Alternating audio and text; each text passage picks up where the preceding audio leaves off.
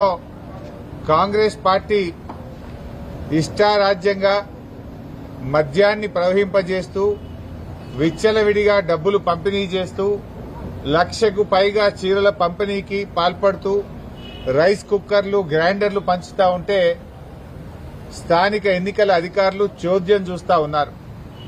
ఈ విషయాన్ని ఈరోజు ఎన్నికల కమిషన్ కు అన్ని వీడియోలతో సహా ఆధారాలతో సహా ఫోటోగ్రాఫర్లతో సహా అన్ని కూడా వారికి అందించడం జరిగింది.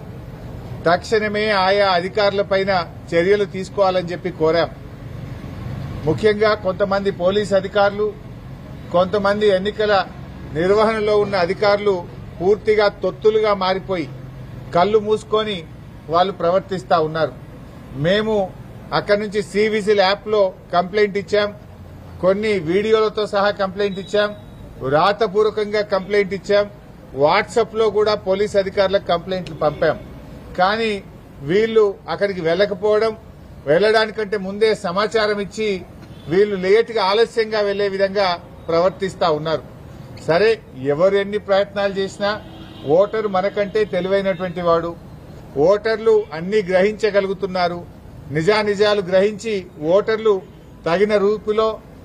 తగిన రీతిలో తప్పకుండా బుద్ధి చెప్తారు.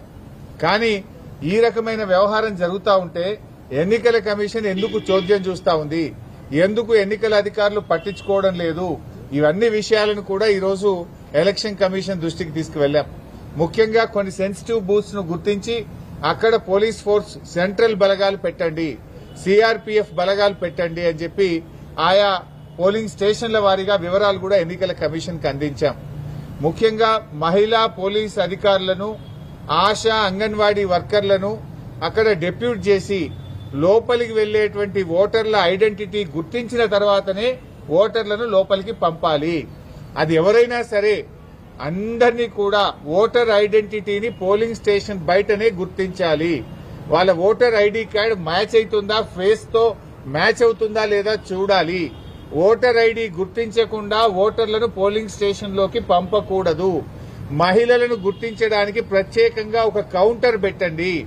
అదొక వాళ్లకు కంప్లీట్ ఒక రూమ్ లాంటిది ఏర్పాటు చేసి అక్కడ మహిళా ఆశా అంగన్వాడీ వర్కర్లు, మహిళా పోలీస్ అధికారులు ఉండి వారిని గుర్తించిన తర్వాతనే పోలింగ్ స్టేషన్ లోకి అనుమతించాలని వ్రాతపూర్వకంగా మేము కంప్లైంట్ ఇచ్చాం. మా దగ్గర స్పష్టమైనటువంటి వీడియో ఆధారాలు కూడా ఉంటే వారికి చూపించడం జరిగింది.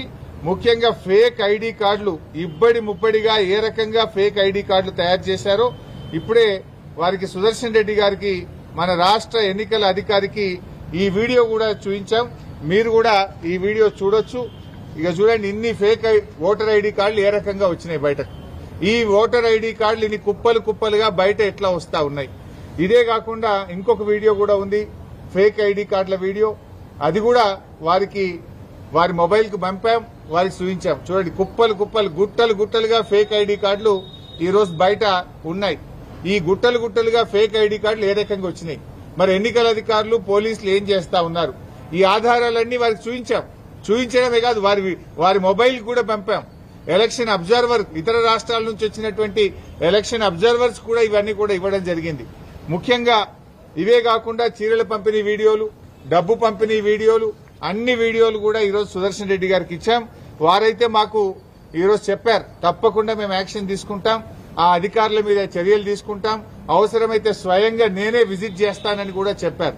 ఇలా యూసఫ్గూడలో కాంగ్రెస్ పార్టీ కార్యాలయం నానుకోనే పోలింగ్ బూత్ ఉన్నది. అసలు కాంగ్రెస్ కార్యాలయం అనే షిఫ్ట్ చేయాలి, పోలింగ్ బూత్ అనే షిఫ్ట్ చేయాలి.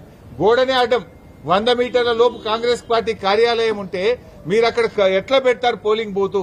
Either you shift the polling booth are shift the Congress party office అని దాని ఆధారాలు కూడా వారి ముందు పెట్టడం జరిగింది. ఎంత జోక్ అయిపోయిందంటే ఈ రాష్ట్ర ముఖ్యమంత్రి పాపం ఆయన చెమటలు పడుతున్నట్టునే. ఆయనకు ఇవాళ 6 గ్యారెంటీల మీద రివ్యూ పెట్టిండు. నాయనా రేవంత్ రెడ్డి, నీకు 2 సంవత్సరాల్లో 6 గ్యారెంటీల మీద రివ్యూ పెట్టడానికి ఎప్పుడు టైం దొరకలేదా నీకు? నువ్వు ఆ రోజు ఎన్నికల ముందు ఏం చెప్పావు? మొదటి అసెంబ్లీలోనే 6 గ్యారెంటీలకు చట్టబద్దత కల్పిస్తామని ఆ రోజు ప్రజల ముందు చెప్పారు. ఎన్ని అసెంబ్లీ సమావేశాలు జరిగాయి, ఎన్ని కేబినెట్ మీటింగులు జరిగాయి, ఏ ఒక్క రోజు 6 గ్యారెంటీల మీద చర్చించకపోతివి. ఇవాళ 6 గ్యారెంటీలు యాదికి వచ్చినాయా నీకు?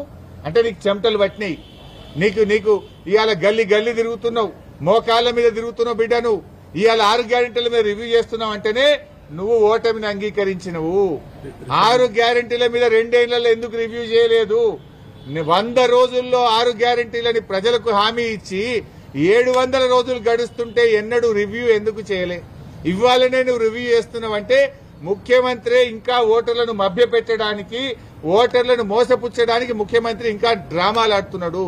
ముఖ్యమంత్రి ఇవాళ ఏ రకంగా దివాలాకోరు రాజకీయాలు చేస్తున్నాడో రాష్ట్ర ప్రజలకు, జూబ్లీ హిల్స్ ప్రజలకు అర్థమైతా ఉంది. నువ్వు ఇంకా ఎన్ని డ్రామాలు ఆడినా, ఎన్ని నాటకాలు ఆడినా జూబ్లీ హిల్స్ ప్రజలు నిర్ణయించుకున్నారు. వాళ్ళు న్యాయబద్దంగా ఆత్మసాక్షిగా వాళ్ళు ఓటు వేస్తారు. సో ఇవన్నీ కూడా ఎలక్షన్ కమిషన్ దృష్టికి మేము తీసుకుపోవడం జరిగింది. Any other point? Thank you very much.